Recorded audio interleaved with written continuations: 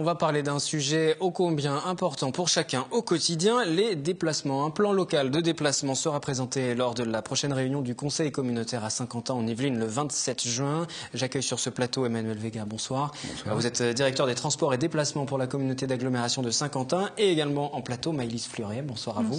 En charge du dossier plan local de déplacement pour la communauté d'agglomération donc. Ce plan qui sera soumis au vote des élus, le grand public va aussi pouvoir le découvrir quelques jours auparavant. Le 25 juin, à l'hôtel d'agglomération à Trappes, il y aura une réunion d'information publique. Il y a deux axes déjà pour guider ce plan, améliorer la qualité de vie, renforcer aussi l'attractivité économique. On va tout à l'heure préciser un petit peu les choses. Auparavant, il existait déjà un plan local de déplacement à Saint-Quentin depuis 2003. Quel bilan on peut faire de ce premier plan qui avait été mis en place ? Tout à fait. Donc c'est un plan effectivement qui avait été voté en 2003, qui a été mis en révision par la communauté le 24 mai 2012.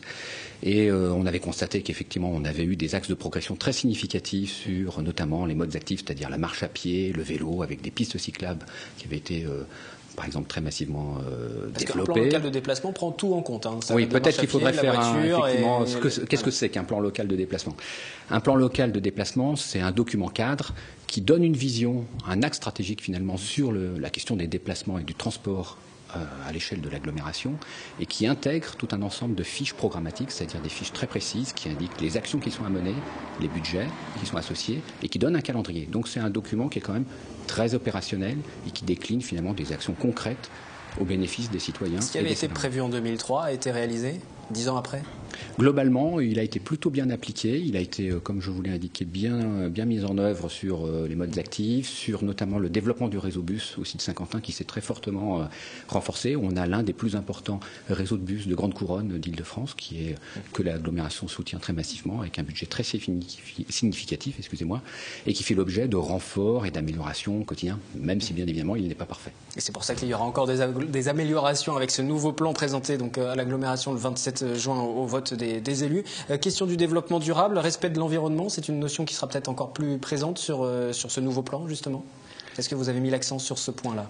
Très, très clairement, bien évidemment que oui, puisque ce schéma s'inscrit dans le cadre d'un document cadre qui a été voté par la région Île-de-France en 2012, qui est le plan de déplacement urbain d'Île-de-France. Ce document indique clairement des objectifs que nous devons tenir, c'est-à-dire des objectifs de report modal, c'est-à-dire rendre les transports en commun et les modes actifs plus attractifs avec des objectifs effectivement de développement de ces modes. Et puis pour la voiture particulière, d'essayer de contenir un petit peu le développement des modes motorisés. Et dans le PDUF, il est même clairement indiqué qu'à un horizon de 10 ans, ces modes doivent diminuer de 2%. Alors il y aura forcément, vous l'avez dit, l'accent mis sur les transports en commun, le vélo également sur ce nouveau plan. On ne va pas le détailler en entier parce que ce serait peut-être un petit peu long, mais quelles sont les actions concrètes qu'on peut imaginer qui sont en tout cas prévues ? Alors c'est des actions, par exemple, si on utilise le bus quotidiennement, c'est des actions sur l'efficacité du réseau de bus, le temps qu'on met quand on fait un parcours, mais c'est aussi, par exemple, l'information qu'on trouve dans les arrêts de bus qu'on aimerait mettre en place, le temps d'attente qui nous attend pour le déplacement. Pour le vélo, c'est continuer à développer le réseau cyclable, mais aussi l'entretenir, parce que c'est bien de développer, mais il faut entretenir. Et faire du service vélo, par exemple, on pense en gare de Saint-Quentin, développer du stationnement sécurisé avec où on pourra faire des réparations de son vélo. Donc c'est améliorer en fait ce qu'on trouve sur Saint-Quentin. Peut-être pour guider vos réflexions, quelles sont les attentes des Saint-Quentinois en matière de déplacement ? Notre question du jour en ce 5 juin. Trouvez-vous facile de se déplacer dans l'agglomération au quotidien ? Vos réponses. Sur Saint-Quentin en Yvelines, moi je trouve que la circulation est plutôt fluide, sauf le matin de bonne heure. Au niveau des bus, je trouve que les dessertes sont plutôt bien. Il en manque certaines le dimanche, ça c'est un peu dommage. Voilà. Puis au niveau des trains, rien à redire, on a une super gare quand même. Vélo impeccable, il y a des pistes cyclables, c'est très bien. Voiture, j'ai pas le permis. Quand on arrive de l'extérieur de la ville, c'est une ville tellement étalée, donc ça pose quelques problèmes pour se repérer parce qu'entre Guyancourt, Saint-Quentin, on ne sait pas trop la commune à laquelle en fait on va arriver. Et au niveau des transports, on a quand même de la chance d'avoir les trains à côté, la gare avec beaucoup de lignes. C'est une bonne circulation en fait, on trouve qu'il n'y a pas trop de bouchons, c'est fluide, pas trop de soucis. Les bus, oui, il y a un quartier qui est pas très bien desservi, je sais plus en quelle direction, mais en règle générale, on va de partout, quoi. Les gens sont contents. Globalement, tout va bien, sauf le matin et le dimanche aussi. Ça, c'est une question. Le week-end aussi, vous y prêtez attention parce que les gens veulent aussi se déplacer le week-end, même si les entreprises sont fermées.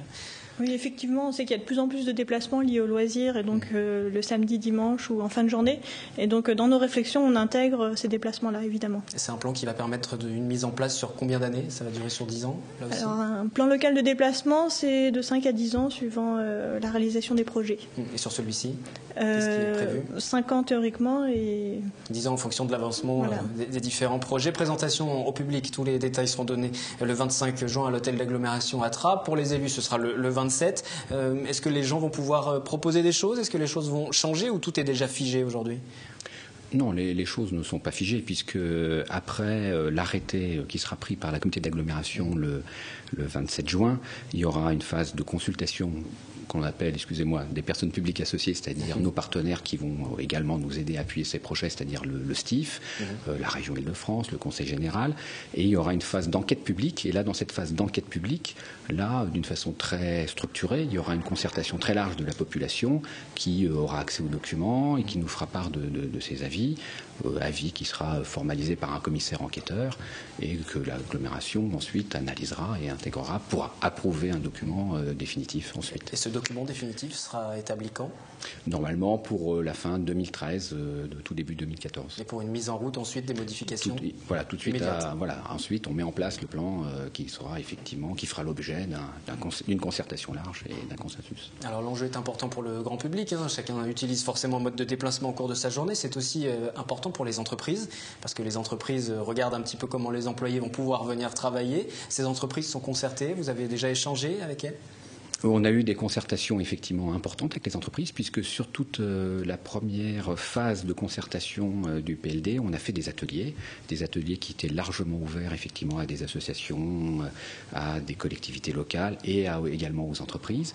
Et dans ce cadre-là, on a eu des entreprises de Saint-Quentin qui ont participé à ces ateliers, qui ont alimenté le diagnostic, qui ont réfléchi avec nous sur les scénarios d'objectifs qu'on souhaitait atteindre.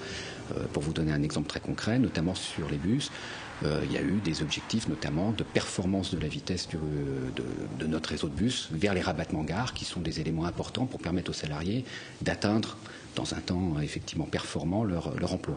Il y a des entreprises qui sont inquiètes aujourd'hui par rapport à l'heure d'arrivée de leurs employés à cause des bouchons le matin et des améliorations à apporter? Alors, il y a effectivement toujours des entreprises qui, dans une logique d'entreprise toujours d'amélioration, de progrès et de démarche qualité, on peut toujours faire mieux. Donc, dans cette logique-là, on travaille avec elles. Mais globalement, on a plutôt une satisfaction des entreprises puisque maintenant, depuis 5 ans, on a mis en place des plans de déplacement inter-entreprises et on a construit un dialogue très positif et très constructif avec les entreprises de l'agglomération où, effectivement, tous les points durs, tous les points vraiment qui étaient des dégâts sur le réseau de bus ont été traités aujourd'hui. Sur la question de la Nationale 10, par exemple, c'est un point que vous allez aborder parce que cette Nationale 10, elle est rapidement embouteillée. Il y a des travaux qui étaient prévus. Est-ce qu'on élargissait? Est-ce qu'elle était enfouie? Est-ce que les choses allaient avancer avec aussi le prolongement de l'autoroute? C'est une question qui reste en suspens. C'est un point qui est étudié dans le plan local de déplacement? Alors, il y a un aspect fort du plan local de déplacement qui est sur la question des franchissements, en fait, ou des liaisons est-ouest entre l'agglomération parce qu'on a la coupure de la RN10 plus du corridor ferroviaire.